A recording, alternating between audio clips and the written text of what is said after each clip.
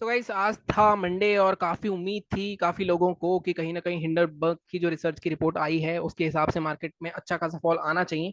देखो, मैं आपको एक छोटी सी कहानी बताता हूँ कि मार्केट में होता क्या है। देखो, मेरे को ऐसा लगता है कि हिंडनबर्ग ने थोड़ी सी गलती कर दी। कहीं ना कहीं रिपोर्ट उसको निकालनी चाहिए थी मंडे मॉर्निंग में, तब जाके मार्केट में एक अच्छा खासा इफेक्ट आता। प्रॉब्लम हुई क्या कि उसने सैटरडे को ही पहले अंदेशा दे दिया, सैटरडे को ही माहौल बन गया। सैटरडे को ही स्टेटमेंट भी आ गए सेबी के चेयरपर्सन के कि हमारे साथ तरफ से ऐसा कुछ नहीं है। जो आईएफएल है उसका भी स्टेटमेंट आ गया। जब ये सारी चीजें हो गई, देखो कभी भी आप नोटिस करना कि कभी किसी कंपनी में, जैसे कोई भी कंपनी है, जैसे अभी मैं बात करता हूँ, अभी रिसेंटली किसका हुआ था, जैसे कोई भी विसल ब्लोअर या किसी की भी न्यूज आती है तो कंपनी ओवरनाइट काफी बड़ा गैप डाउन ओपन कर देती है। ठीक है, उसके बाद गैप डाउन होने के बाद जिस दिन, मतलब मान लो एक दिन वो गिरता है, उस दिन लगातार मार्केट गैप डाउन हो जाता है, लगातार गिरता है मार्केट, बहुत अच्छा खासा फॉल के साथ बंद होता है। लेकिन मार्केट में जब उस मार्केट क्लोज होने के बाद जब उसके प्रमोटर या उसके जो होल्डर्स हैं उनका स्टेटमेंट आ जाता है कि नहीं ऐसा कुछ नहीं है, सब कुछ ठीक है कंपनी में, तो आपने देखा होगा कि वही शेयर जो 20% गिरा होता है उसमें से 10-15% उससे अगले दिन ही रिकवर कर जाता है। और ये बहुत अच्छी ट्रेडिंग अपॉर्चुनिटी भी होती है। तो ऐसी ट्रेडिंग अपॉर्चुनिटी मैंने पकड़ी हुई है पहले भी। लेकिन पॉइंट ये है कि मैंने जैसे कहा कि ये गलती हो गई। अगर वो मंडे मॉर्निंग में रिपोर्ट आती तो शायद इसका इफेक्ट बहुत ब्रूटल होता, क्योंकि मार्केट में ऑलरेडी रिपोर्ट भी आ गई, उसकी सफाई भी आ गई। अब आगे क्या होगा, प्रूफ वगैरह सब ठीक है, लेकिन क्योंकि उसका स्टेटमेंट आ चुका है बंदे का, अब आगे क्या होगा, इन्वेस्टिगेशन होगी, वो बात की बात है। लेकिन जब सामने वाले बंदे ने कंफर्मेशन दे दी तो अनसर्टेनिटी वो जो थी वो एलिमेंट थोड़ा कम हो गया था। और इस वजह से मार्केट में कोई भी मूवमेंट इतना बड़ा नहीं आया जितना बड़ा एक्सपेक्टेड था। हालांकि गैप डाउन मार्केट ओपन हुआ, लेकिन मार्केट में नीचे आया, उसके बाद मार्केट ने एकदम से रैली पकड़ी वहां पे और अच्छा खासा ऊपर गया। अभी जो हमारी ट्रेडिंग थी उसकी बात करते हैं। देखो, मैंने मिड कैप में सबसे ज्यादा ट्रेड करा है और आज का दिन बिल्कुल भी आसान तो नहीं था मेरे लिए। टेलीग्राम पे मैं कोई अपडेट आपको नहीं दे पाया था। मैंने आपको बताया था कल वाले वीडियो में, अगर आपने कल वाला वीडियो मेरा देखा होगा तो मैंने आपको उसमें बताया था कि मेरा फोन खराब हो गया था, तो मैं आज कोई भी अपडेट नहीं दे पाया हूँ। तो मैंने ट्रेडिंग करी है, आज टाइम था मेरे पास इसलिए मैंने ट्रेडिंग करी है। वीडियो बनाने में थोड़ा सा लेट हो गया हूँ मैं, क्योंकि कहीं ना कहीं ऑफिस का काम कर रहा था मैं। और अभी 15 से 20 तक का थोड़ा खाली पीरियड आएगा जब फेस्टिवल्स आएंगे। अभी बात करते हैं कि आज मार्केट में क्या हुआ है, हमारे लेवल्स के हिसाब से क्या हुआ है क्या नहीं हुआ है। उसके बाद बात करते हैं कि हमने कहाँ ट्रेड करा था और कहाँ पे जो मेरा 4600 का लॉस दिख रहा है आपको, इस वजह से अदरवाइज 10-12 हज़ार का प्रॉफिट होता। जैसा कि आपको बताया, 4 दिन, चौथा दिन है हमारा। 20 हज़ार मैंने कैपिटल डाला था 3 या 4 दिन पहले, चौथा दिन लगातार प्रॉफिटेबल है और अच्छा खासा प्रॉफिट हुआ है मेरे को। लेकिन आज जो ट्रेड हुआ है, आज ओवर ट्रेड काफी हुआ है। मैं फिर मानता हूँ, जैसे आपने देखा होगा फ्राइडे को हमारा 4,500 का प्रॉफिट था, ब्रोकरेज सिर्फ 200 रुपए थी। लेकिन आज का प्रॉफिट आपको 8200 दिख रहा है, लेकिन इसमें ब्रोकरेज 4-5 हज़ार जाएगी, क्योंकि काफी बीच में एक, जैसे देखो स्कैल्पिंग अगर आप कर रहे हो तो आपके बीच में जब आपके मूव के डायरेक्शन में नहीं चलेगा मार्केट, तो वहां पे आप थोड़े से ओवर ट्रेडिंग में जोन में चले जाते हो, क्योंकि आपको आदत होती है क्विक मोमेंटम की। लेकिन वो मोमेंटम क्विक नहीं आता है, वो मार्केट वहीं साइडवेज हो गया तो आप 4 या 5 बार 6 बार ट्राई करोगे। लेकिन जब ट्राई करोगे 6-7 बार आप उसके उसमें अगर आपका प्रॉफिट नहीं आएगा तो लॉस होगा। ये लॉस जो आपको दिख रहा है 16,675 का, वो यही है। वो मैं आपको दिखाता हूँ, क्योंकि मैं बार बार ट्रेड ट्रेड कर रहा था कि 12,675 एक बार ब्रेकआउट हो जाए तो हमें अच्छा खासा मूवमेंट मिल जाए, लेकिन मूवमेंट नहीं मिला हमें। ठीक है, मार्केट की बात करते हैं। जैसा कि मार्केट में सबसे पहले मैं मिड कैप की बात कर लेता हूँ। हालांकि मिड कैप में जो मेरे लेवल्स ट्रेड करता है, देखो मार्केट में मिड कैप में लेवल्स वगैरह सब चलते हैं। मैंने कल ही आपको वीडियो में डाले थे लेवल्स, और मैंने बताया था 12,900, 12,571 का लेवल दिया था मैंने आपको। टारगेट मैंने आपको 12,477 दिए थे। मैंने आपसे स्पेसिफिकली बोला था कि मार्केट यहाँ पे रुकेगा 500 के आसपास, क्योंकि एक्सपायरी वाले दिन ये जो 500 हजार वाले लेवल होते हैं ये बहुत इंपॉर्टेंट लेवल होते हैं। मार्केट ने पूरे टारगेट दिए, जिसने यहाँ पे शॉर्ट करा होगा उसको अच्छा खासा प्रॉफिट मिला होगा। उसके बाद यहाँ पे अगर आप देख रहे हो, ये वाला जोन जो था, असली जो मेरा लॉस हुआ है वो इस वाले जोन में हुआ था। अदरवाइज मैं स्टार्टिंग में 3-4 हज़ार के प्रॉफिट में था। ब्रोकरेज भी मेरी 1,000-1,500 रुपए थी, ज्यादा नहीं थी, 1,000 रुपए के आसपास होगी। ठीक है, और स्कैल्पिंग में 20 से 22%, 25% ब्रोकरेज मैं मानता हूँ कि लग जाती है उतनी, अगर ज्यादा स्कैल्पिंग करोगे आप। ठीक है, यहाँ पे ना मैं बार बार सोच रहा कि 12,675 का ब्रेकआउट होगा। तो अगर आप देखो, बार बार ये टीज कर रहा था, यहाँ ब्रेकआउट करने की कोशिश करी इसने, नहीं हुआ। उसके बाद यहाँ 1-2 बार ब्रेकआउट करने की कोशिश करी, हैमर बना के, नहीं हुआ, ब्रेकआउट हुआ ही नहीं एंड तक।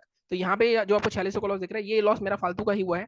इसके अलावा तो आई थिंक ट्रेड्स ठीक थे, लेकिन जैसे मैंने कहा 3, 3.5 या 4 हज़ार रुपए के आसपास आई थिंक अकाउंट में आ जाएंगे, वो भी बुरे नहीं है 20 हज़ार कैपिटल पे। और जो पिछले 3 दिन भी 20%, 22%, 25% मैं बोलता हूँ अच्छी रिटर्न होती है। हालांकि कैपिटल डबल भी करा हुआ है हमने, बट इसका मतलब ये नहीं है कि ये रिटर्न खराब है। ठीक है, अब यहाँ पे निफ्टी, मिड कैप निफ्टी की बात हो गई। बैंक निफ्टी की अगर बात करते हैं तो बैंक निफ्टी में मैं फिर, बैंक निफ्टी में मेरी होल्डिंग चल रही है एक, मतलब मैंने 2 लॉट होल्ड करे हुए हैं। आज मुझे थोड़ा सा लाइक अच्छा नहीं लगा बैंक निफ्टी। मेरे को पूरी उम्मीद थी यार बैंक निफ्टी आज हायर पॉइंट पे क्लोज होगा और एक अच्छा जो गैप पड़ा हुआ है हमारा ऊपर का गैप फिल हो जाएगा। मैं भी आपको दिखाता हूँ। पहले लेवल्स की बात कर लेते हैं। अगर आप लेवल्स देखोगे यहाँ पे, एक मिनट गाइस, अगर आप लेवल्स देखोगे तो लेवल्स हमने दिए थे 50,348 के, और टारगेट हमने दिया था 5114। अब पहली कैंडल इतनी बड़ी बन गई, लेकिन रीटेस्ट करके हमारे लेवल के आसपास शूटिंग स्टार बनाया इसने। तो यहाँ पे आपको 298 से ऑलमोस्ट 151, मतलब 150 पॉइंट के आसपास मिले। टारगेट तो पूरा नहीं आया है, इसलिए मैं कहता हूँ फर्स्ट टारगेट पे आधा प्रॉफिट हमेशा बुक करना है, क्योंकि मार्केट कभी भी रिवर्स हो सकता है। उसके बाद रैली डीआईएस ने खींचा इसको मार्केट को। अब ऊपर का लेवल हमारा था 756। अब यहाँ पे पहली बार क्लोज हुआ, हाई ब्रेक नहीं हुआ, कुछ भी नहीं करना था। सेकंड बार क्लोज हुआ, हाई ब्रेक नहीं हुआ, कुछ भी नहीं करना था। यहाँ कहीं पे जब ये मार्केट क्लोज हुआ, मैंने भी पोजीशन होल्ड कर ली है। मेरे पास दो लॉट पड़े हुए हैं, थोड़े से ऊपर के हैं मेरे पास, मतलब 50, आई थिंक 5100 की कॉल पड़ी हुई है, दो लॉट मेरे पास शेयरिंग अकाउंट में जो मैं ट्रेड्स देता हूँ वहाँ की बात कर रहा हूँ मैं। तो वहाँ पे मेरे पास दो लॉट्स पड़े हुए हैं। अभी तो वहाँ पे लॉस चल रहा है, आई थिंक 60-70 पॉइंट का लॉस चल रहा है, क्योंकि मैंने 150 रुपये की चीज खरीदी है। मेरा था कि मार्केट अगर गैप फिल कर देता है, जैसे मैं आपको दिखाता हूँ, अगर आप 15 मिनट के चार्ट पे जाओगे, तो जैसे मैंने स्विंग का दिखाया था आपको कि स्विंग ट्रेडिंग मैंने स्टार्ट करी थी अप्रैल में, उसमें 60-70 हज़ार का प्रॉफिट चल रहा है अपना। ऐसे ही मैं अब धीरे धीरे होल्डिंग ट्रेड स्टार्ट करने वाला हूँ निफ्टी बैंक निफ्टी में, मतलब दो दो तीन तीन लॉट में पहले स्टार्ट करेंगे।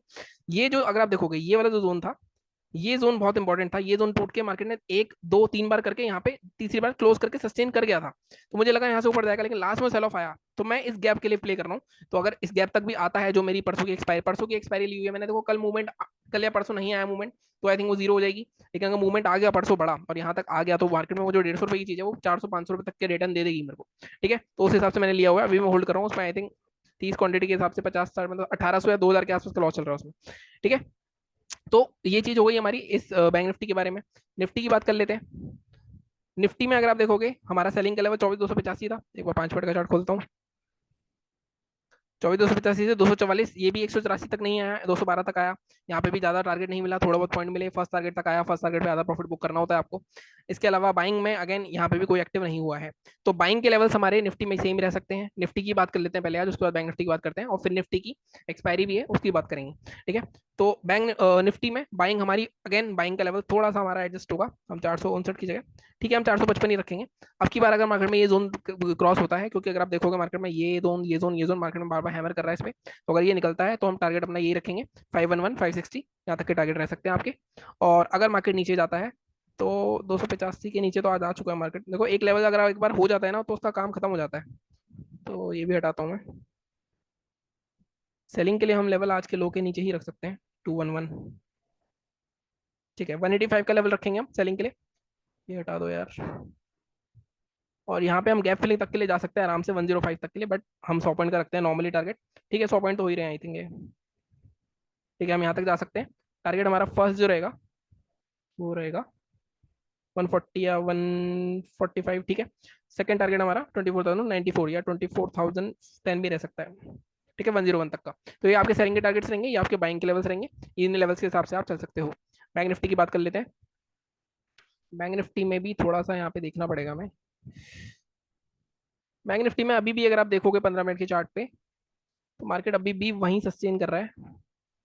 यहाँ पे अगर आप देखो तो इसी जोन के इस जोन को ब्रेकआउट तो करा मार्केट ने, जो हमने लेवल दिया था, लेकिन फिर से अंदर आके इसके क्लोज कर दिया है। तो मार्केट के लिए अब ये लेवल हमारे लिए इंपॉर्टेंट हो गया 855 का, या 870 रखते हैं।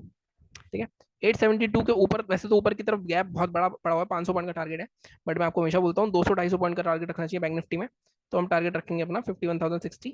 ठीक है, 872 के ऊपर फर्स्ट टारगेट जो आप करेगा 977, सेकंड टारगेट 51,060 तक का रह सकता है आपका, 77 तक का। फर्स्ट टारगेट पे प्रॉफिट जरूर बुक करना है, मैं रोज ये बोलता हूँ, क्योंकि कभी भी रिवर्स हो सकता है मार्केट, बैंक निफ्टी खासकर।